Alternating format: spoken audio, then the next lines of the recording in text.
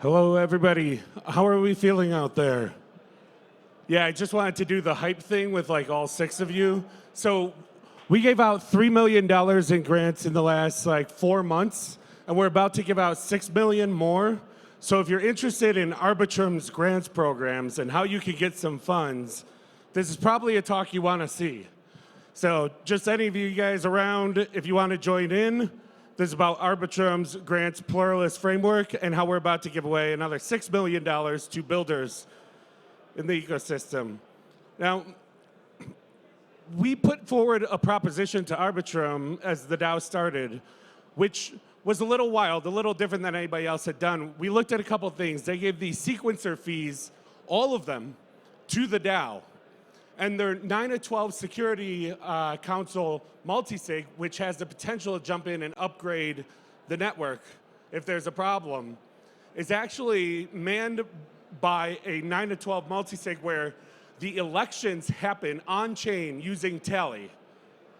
So they were really going in the ethos of decentralization in the way they set up Arbitrum's DAO. And in other ecosystems, we've seen many times either a foundation or one organization that is granted the right to give out the funds. But in a token-driven economy, like if we're gonna admit we're doing pure plutocracy here so far, well, who you give the tokens to is gonna be really important, right?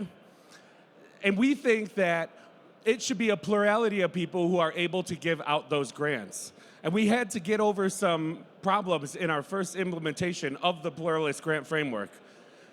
So let's first think about the problem that's actually happening that causes this.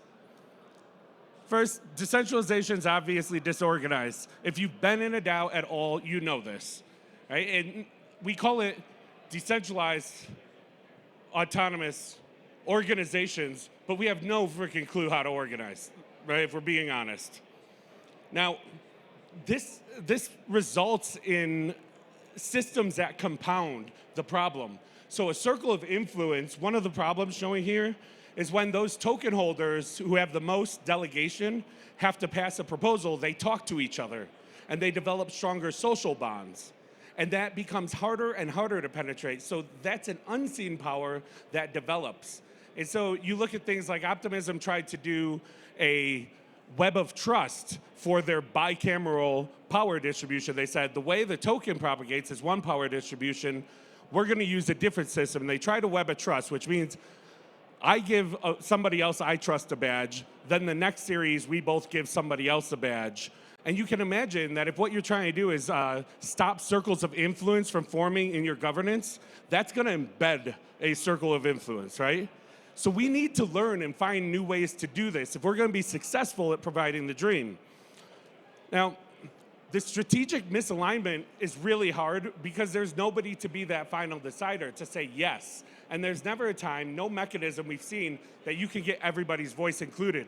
We did a cross-section, we did surveying of 17,000 members of Arbitrum DAO to find out what was most important to them before our grants program. And we validated it across multiple statistical models, topical analysis, throwing everything into an LLM and asking for its top, and then actually running votes across different platforms and taking segments of our token holders, whales versus minnows, delegates, not delegates, and seeing if the top results, what they thought was most important, changed. And it still wasn't enough to be a legitimate strategy thing that everybody bought into. Because normally it's like 6 people say we're gonna run a workshop, then they put it on Snapshot, they're like, you can vote yes or pretty much go fuck yourself, you got no other choice, right? With 600,000 people as token holders, that's not the best representative way to do things. Another thing is that they centralize, because a lot of times we saw in the bear market, they're running out of some money, they say we need to be organized, so what do? We know there's methods that work, let's go ahead and centralize and give somebody the power so we can be efficient. And the last thing is, it's really hard to access value. This is my gift of trying to get paid in a DAO. It can be hard. Now, does anybody think this GIF is ridiculous based on your experience in a DAO?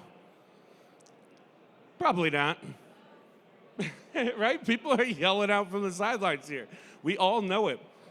So what do we need? We need to be able to give power to many different individuals to run grants programs, but we need to not run into the problems of them.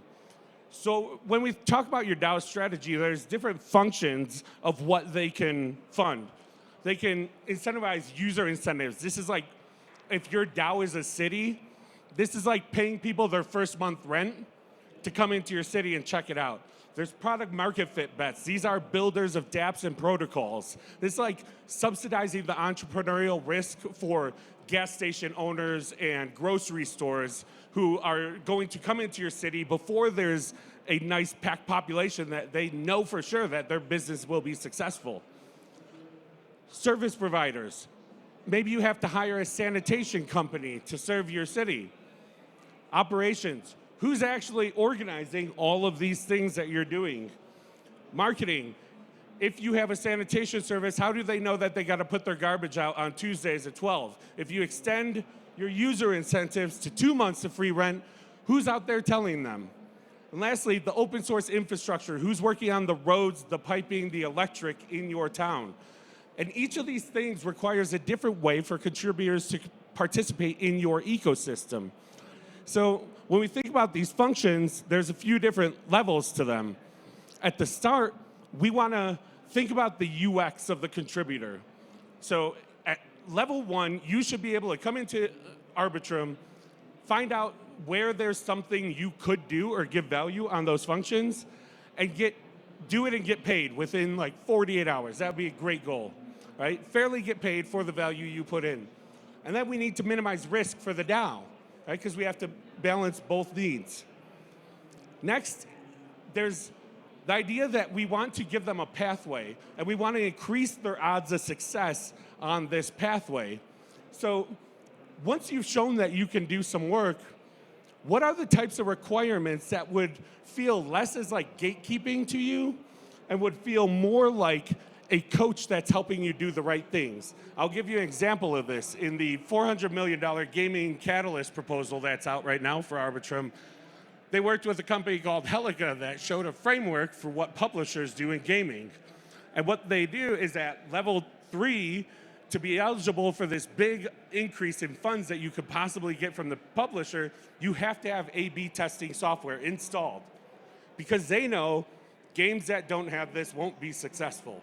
So for you, think from the contributor UX, this is great. You have a coach there that's making sure you do the right things to be successful and that you can keep elevating on your pathway. From the DAO perspective, it minimizes risk at each step because we're putting in requirements that make sure not that the bad guys don't get in, but that the good guys can excel so much that we don't even have to think about the bad guys anymore. I spent 2 years at Gitcoin trying to fight the Sybil problem, and I'm really, really bearish on it. Anybody who's talking about like proof of human or individual human, I just don't think they see where the puck's going at all. Like, they're missing the point. What we actually want to do is optimize our capital allocation so that people can thrive. Now, another thing we don't do is give them a pathway with a pot of gold at the end. Right? As a contributor, if you do one thing, what is your eventual exit or final spot that you can earn a great healthy living and you feel proud? If the way it works today is you get a grant and they basically give you the money and they say, here's some money, don't fuck it up, right? And it's a very scary adversarial relationship. It's not like a coaching relationship where you feel like they have your back and they're trying to help you build. So the framework in Arbitrum is looking like this, where we're trying to identify if you come around, like you're building let's say a game using HASC protocol for meta allocation and grants. If there's 30 different grant programs, each with its own requirements and evaluation needs, how do we decide how to allocate our funds between the different programs, right? So you come in and say, I'm going to build some open source infrastructure for this. And we need to figure out, all right, how do we get you started quickly, give you a pathway, and then eventually people use the thing you built, right? There's an exit built in if you're doing it as a product market fit bet and you want investment, that we already have investors lined up, anything but the feeling of it being adversarial is a win in the DAO space now. Now, if you open this up, what we realize is there were 30 points on the last screen, but we all know that like DeFi versus gaming are going to have different needs. The infrastructure needed for gaming is the whole reason why we launched the Nova chains from Arbitrum. The Orbit chains have a ceiling of use cases because of the fee structure. So the Nova chains and Orbit chains built on top allow the builder to customize different options for that. And because the different verticals require different risk minimization, different things that we can give to them as requirements that help them grow, this becomes a really complex problem. So when you hear about somebody who's saying, oh my God, there's 2 grants programs, think about this, there's 150 different variable points of different eligibilities and how you review to be able to build a robust ecosystem. So most likely they're not complaining. Usually what's happening is they're saying, we do research and development for X, and somebody else is like, well, wait a second, we do research and development too, and somebody else is like, well, we've been doing research and development too, and then you ask them and they're like, oh yeah, I do it for Y, and I do it for Z, because you need research and development before most things that you do, at least some level of it. But in DAOs, because we don't have a pattern language to talk about exactly what point we're referring to in the ecosystem, it tends to create adversarial relationships, even between 2 contributors who are working on similar things and could help each other to build. So I'm going to show you a few programs that have run in Arbitrum here.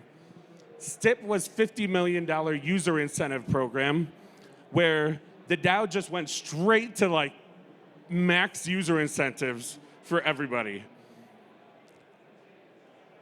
But you couldn't use those to develop your product. So there was a program through Questbook, which was called the New Protocol program, and it gave like a level 1, level 2 grant, something to get started. And those could turn around in like 7 days. They did a community education one. In Pluralist Labs, we did one for product market fit bets. Instead of quick money, it was a support network. It was a fellowship. We did a Firestarter program because Questbook was relegated to the domains they had selected, but we needed support for DAO operations and people to write RFPs for service providers, which wasn't included in their domains. So these are something where you could just give out a grant and start it streaming. Then we have the open data community who started addressing our open infrastructure needs. They provided fraud detection services for STIP, and they allow anybody to go in and suggest a data analysis for that community, and they'll source quality data scientists to actually do the work. And because most people in the DAO can't analyze the quality of data work, especially deep data work, their Jedi Council then reviews it and says, this is how quality we think this is. And this all runs on chain with HATS protocol. Our GovBoost program let us go and skate to where the puck was going in the way that if there's a $50 million incentive program, you want to monitor the data for that. Right? So we spent $200,000 on Open Block Labs coming in and giving expert data monitoring through it. We had Open Source Observer start to look at and understand engagement. We had hackathons, Allo on Arbitrum with Gitcoin. They made a bunch of new different funding mechanisms running on Allo protocol. There was the Gitcoin matching rounds. So this is still available. If you run a quadratic funding round on Gitcoin, if you run it on Arbitrum, you're probably likely for a match of whatever matching pool you have available now. So if you want to run around, reach out to me. This is still available, but it funds a different set of needs. And when we start to see the shape or the visual of this, it really helps people understand that there's a lot of green space and we can have a plurality of programs. But then we have to figure out what the problems are. And the problem is we need to build the pathways and agree on the strategies. So when you start to hear conversations where people are like, we should do something like betting on builders, and they want to run a grant program to do that, they're going to run into this problem with, okay, well, the way you minimize risk at the beginning is way different than the way you build up an incubator with like venture partners for them to have an exit at the end, right? Early stage fellowship or just cohorts. And to do all of that, they need funds to actually operate it. And they might even need some tools that hopefully would be built open source and not private. They need to get the message out to all the builders that service is available for them. So when you think about a strategy, it's comprehensive and it has a lot of different needs. And this is one of the things where DAOs will turn down perfectly good proposals.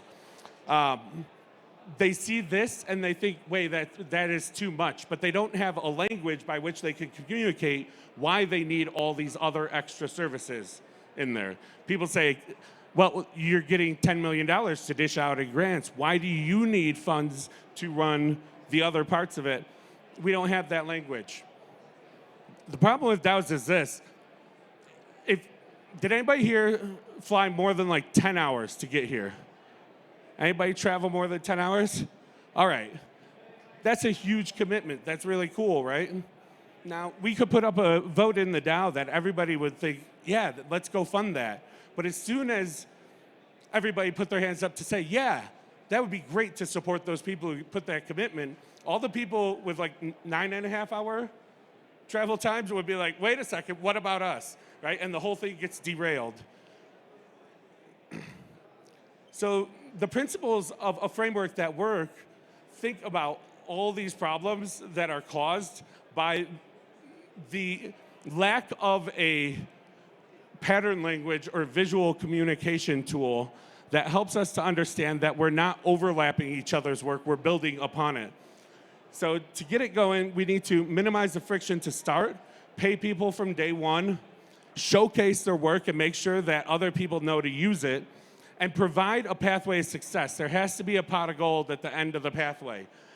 And for the DAO, we need to de-risk at every level.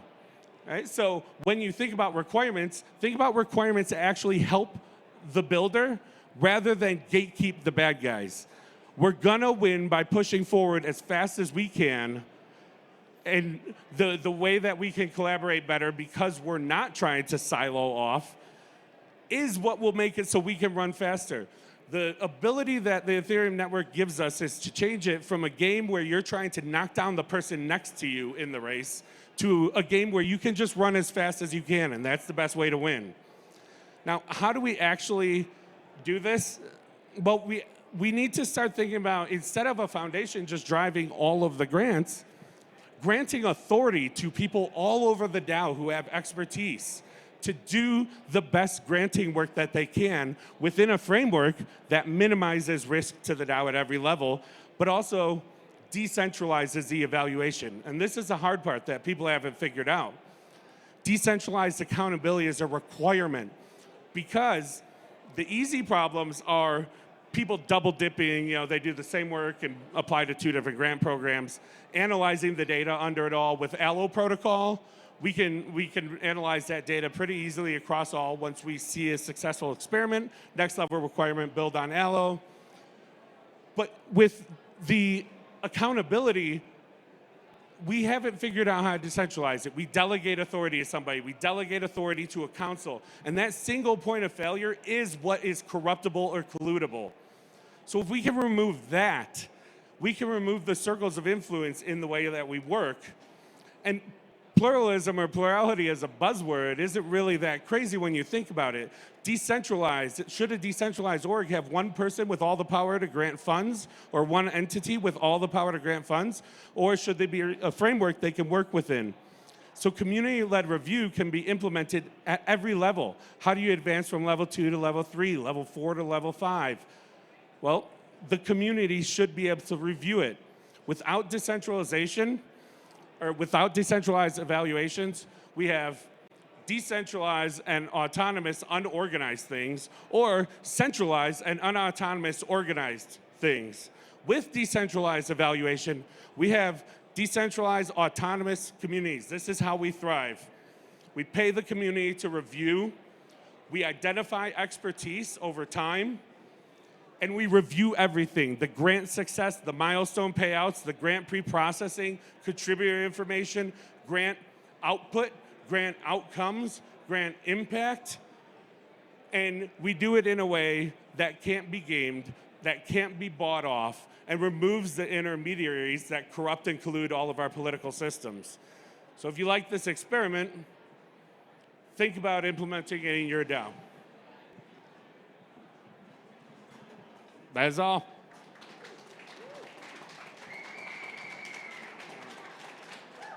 Questions time or no? Nope.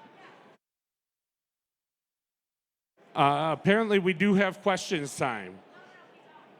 Boom, we don't have questions, I'm hearing. One question.